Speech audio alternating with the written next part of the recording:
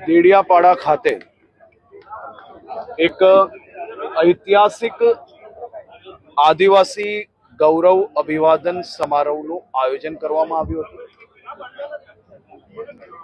હજારોની સંખ્યામાં આદિવાસી સમાજના યુવાઓ વડીલો સાથે મળીને આ આદિવાસી ગૌરવ યાત્રામાં જોડાયા, સભામાં જોડાયા અને ખૂબ મોટી સંખ્યામાં લોકો આજે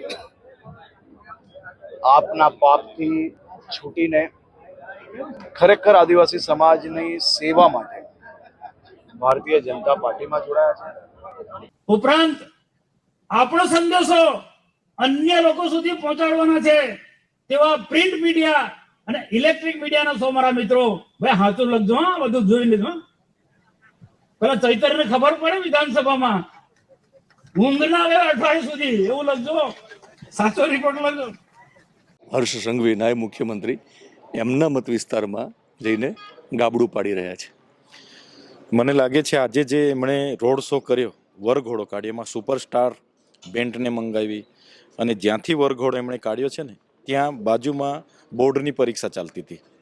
તો હર્ષભાઈ સંઘવી હોય, એમના મંત્રીઓ ને બાળકોની ચિંતા નથી, એમના શિક્ષણની ચિંતા નથી, એવું સ્પષ્ટ મને લાગ્યું।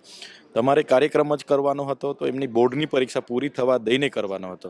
બીજી વાત, જો ભાજપ સરકારે 30 વર્ષમાં ત્યાં કામ કર્યા હોત તો આ બીજી વખત આદિવાસી ગૌરવ યાત્રા કાઢવાની જરૂરત જ ના પડત, કેમ કે માન્ય વડાપ્રધાન શ્રીએ 15મી નવેમ્બરે જનજાતીય ગૌરવ યાત્રા પૂરા દેશની ત્યાં કાઢી ડેડિયાપાડા, તો પછી તમને શેની જરૂર પડી? બીજું કે મને હતું કે ત્યાં વિકાસને લક્ષી કોઈ જાહેરાતો થશે, જેમ વડાપ્રધાનશ્રીએ 2 લાખ કરોડની તે દિવસે જાહેરાત કરી છે, એ તો હવે ભગવાન જાણે 2 લાખ કરોડ ક્યારે મળશે કે કેમ એની ઉપર પ્રશ્ન છે। પણ કામની જાહેરાત કરશે કે ભાઈ નર્મદાનું પાણી આપીશું, તમારે ત્યાં મનરેગાની રોજગારી બનશે ચાલુ કરીશું, તમારે ત્યાં શિક્ષકો નથી એ મૂકીશું, શાળાઓના વર્ગખંડો નથી એ બનાવીશું, એવી કંઈક જાહેરાતો કરશે એવું મને હતું। પણ હર્ષભાઈ સંઘવી, મનસુખભાઈ વસાવા, નરેશભાઈ પટેલ અને ગણપતભાઈ વસાવા બધા જ લોકોએ મારા નામજોગ જ ભાષણો કર્યા છે કે ચૈતર વસાવા આમ, ચૈતર વસાવા તેમ। મારે તો એમને બધાને વિનંતી છે, ચૈતર વસાવાની ટીકા ટિપ્પણી કરવા કરતાં આદિવાસીઓના જે પ્રશ્નો છે એનું નિરાકરણ કઈ રીતના આવે એ બાબતની જો ચર્ચા કરતા તો મને પણ ખુશી થાત। મનસુખભાઈ કહ્યું છે કે તમને ઊંઘ ના આવી જોઈએ અઠવાડિયું? ના, એ મનસુખભાઈ અમારા વડીલ છે, પણ એ સામે મંચ જોઈને એ ઘણીવાર એમની ગાડી પાટા પરથી ઉતરી જાય છે।